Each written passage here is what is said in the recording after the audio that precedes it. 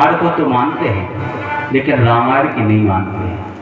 बस दुखी होने का एक ही कारण है, हम भागवत तो सुनते हैं लेकिन भागवत में जो बताया जाता है उस मार्ग पर नहीं चलते, हम भागवत की नहीं मानते। दूसरा कारण है कि हमारी जरूरतें ज्यादा बढ़ गई। आज का आदमी आलसी हो गया है। और भीष्म पितामह ने अर्जुन से यही कहा था कि बेटा तुम राजा बन गए, बड़ी खुशी की बात है, लेकिन जीवन में कभी आलस मत करना।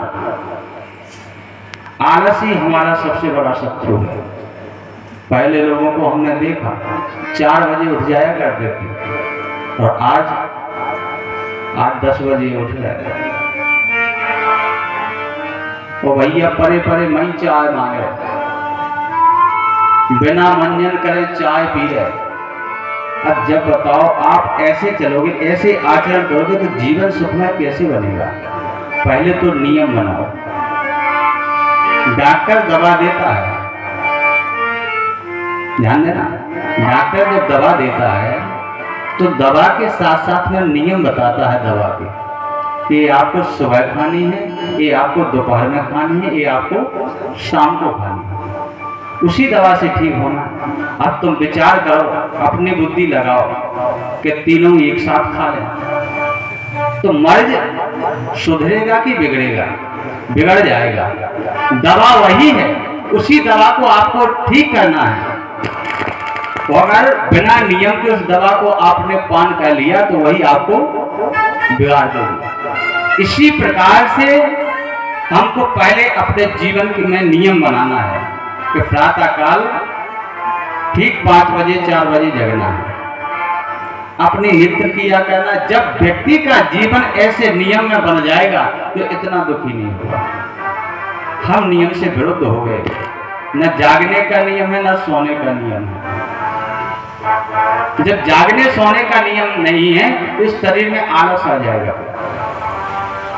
तो नियम बांधिए, आप कथा को सुनिए, चाहे कोई कार्य करिए, नियम से करिए। कल आपने महाराज परीक्षित की कथा को सुना, उनको श्राप लगा 7 दिन का। दिन कितने होते हैं? 7 ही होते हैं। वो 7 ही दिन के बीच में हम आप मरते हैं, वो 7 ही दिन के बीच में हमारा जन्म होता है। 7 ही में होता है ना। तो राजा परीक्षित को श्राप था कि तुम्हें 7वें दिन तक्षक सर्प डसेगा। लेकिन अंतर इतना है कि हमको पता नहीं है कि कब हमें काल डसे। और राजा परीक्षित को पता चल गया था कि हमें 7वें दिन तक्षक को डसना है, लेकिन 7वें ही दिन सबको मरना है।